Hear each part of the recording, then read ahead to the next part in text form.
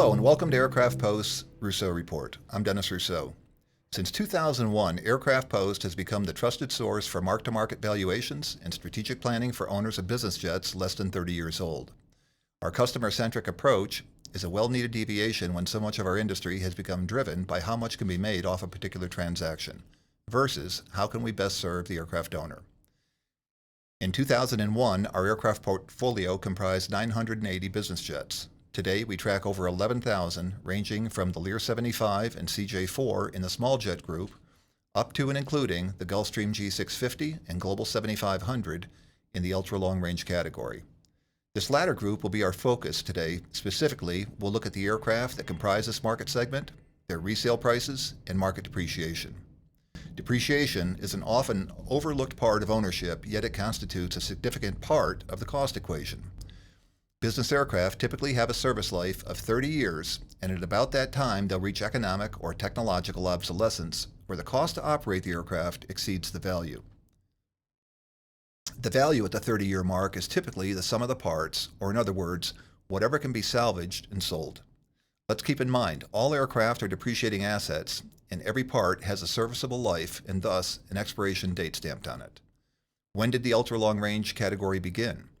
In the 1990s, as manufacturing was offshored to Asia, the need for nonstop travel to the region became warranted. That's when Bombardier and Gulfstream introduced the Global Express and G5, respectively. Both aircraft delivered a 6,000 nautical mile range, could accommodate 12 passengers in a 3-zone cabin with a full-service galley and the ability to turn the seating areas into sleeping quarters. New, they had an average price point of $40 million. And were state-of-the-art for their time. Nonetheless, only 18 years after entering service, they've lost 80% of their original cost. As mentioned earlier, all aircraft are depreciating assets. However, in 2003, the value curve inverted and pre-owned pricing actually increased over the ensuing 5 years, and in some cases, exceeding the aircraft's cost new. By early 2008, the markets peaked, then dropped 50% over the next year due to the financial crisis. This drop in price is also known as market depreciation, and in cases where we see drastic declines, the declines usually correlate to an economic recession. When both models ceased production circa 2003, Bombardier had delivered 148 Globals and Gulfstream 193 G5s. Both manufacturers then rebranded each model. The G5 became the G550 and the Global Express was renamed the Global XRS, soon to become the Global 6000. The primary difference between the G5 and G550 was the introduction of the LCD cockpit, which replaced the CRT displays, and Bombardier made some of the major options on the Global Express standard on the XRS. In both cases, the engines, wing, empennage, and cabin size remained the same, although some refinements were made in the cabin.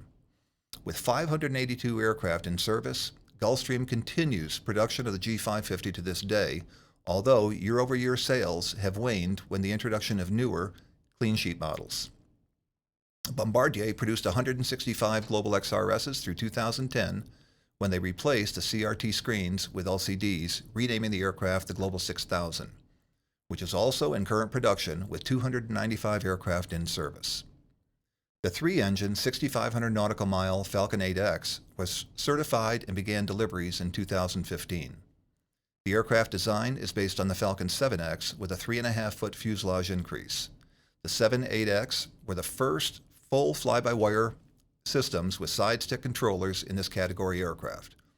Similar to its competitors, 8X features a 3-zone cabin. To date, Falcon has delivered 46 aircraft worldwide. Once owners have long-range capability, whether they use it or not, they tend to want more, and in 2012, Gulfstream started deliveries of the clean sheet 7,000 nautical mile G650 and the 7,500 nautical mile G650ER, which were the first aircraft with a digital fly-by-wire system with a conventional yoke. The aircraft has a 3- or 4-zone cabin with the lowest cabin altitude of any current production business jet, a valuable feature. 6 years since introduction, there are now 360 G650 variants in service. As a side note, although the aircraft has a 14-plus hour range, the average stage length is 2.7 hours. The latest aircraft in the ultra-long-range category is the Bombardier Global 7500 that received its type certificate fourth quarter 2018 and, as its name implies, has a range of 7,500 nautical miles. Based on the legacy Global Express fuselage, the 7500 features a new wing, full fly-by-wire, Proline Fusion avionics with side-stick controllers, larger cabin windows, 4-zone cabin, and GE Passport engines. Aircraft depreciate for several reasons. Obsolescence is discussed above, regulatory mandates, maintenance requirements, and the economy. All of the aircraft mentioned have a price point new between $40 and $70 million, and with the exception of the Falcon 8X and Global 7500, they all have exposure and are available in the pre-owned markets, enabling us to track selling prices and residual values with accuracy. The G5 and Global Express have an average age of 18 years and have retained only 20% of their original cost new. Yes, both aircraft had a spike in pre-owned pricing in early 2008, as did the majority of business jets. However, as aircraft age, maintenance costs increase. The Global Express and XRS have major airframe inspections, called the 10C, that is due every 10 years at a cost exceeding $1 million plus discrepancies. And of the 19 Globals and 14 XRSs on the current market, the majority are coming due their second 10C in the next couple of years. The G5's major airframe inspection interval is the 8C and is due every 8 years, and similar to the Globals, half of the aircraft on the market are coming due a second 8C in the next couple of years. These events can have a substantial impact on selling price as well as time on market, and if the present owner complies with the inspection prior to sale, their expectation is they will recoup their costs, which is highly unlikely.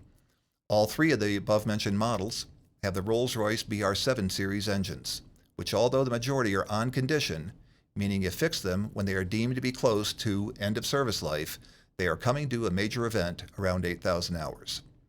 If these engines are not on a power-by-the-hour service program, they can become very expensive to maintain and operate, in some cases exceeding the value of the aircraft. This happened recently with the Global Express, further impacting their saleability. The same scenario applies to the Global 6000 and G550, as both aircraft are on the legacy aircraft's maintenance schedule and have the same engines. Market depreciation is driven by the factors mentioned above. Examples include a 2004 G550 that sold recently for $15.5 million, translating to a loss of 63% in just 14 years. 2008 year models are selling circa $20 million, and after just 10 years, they've lost 57% of their original cost. 2015 Global 6000s have lost 26% in 3 years. At this rate, where will they be at the 15 or 20 year mark? Based on average pre-owned selling prices for 3-year-old G650s, they've lost 20%. Let's also keep in mind when the G5 and Global Express ended production in 2003, there were 340 ultra-long-range aircraft in service, and we were just coming out of a recession that started in 2001, where these aircraft lost roughly 25% over 2 years. As mentioned earlier, recessions can cause aircraft values to drop as much as 50%, as they did during the 2008 financial crisis, and there's much talk about being overdue for the next economic downturn, and we now have 1,790 ultra-long-range business jets in service. What impact will another recession have on values? These examples underscore the fact that market depreciation generally exceeds GAAP accounting depreciation. Stay tuned. In our next session, we'll take a look at aircraft in the large jet category, for example, Gulfstream G450, Challenger 605, Falcon 900 Easy, and so forth, and see how these fare for value retention and market depreciation. Until then, thank you for listening, and I'll see you next time. For Aircraft Post, I'm Dennis Rousseau with the Rousseau Report.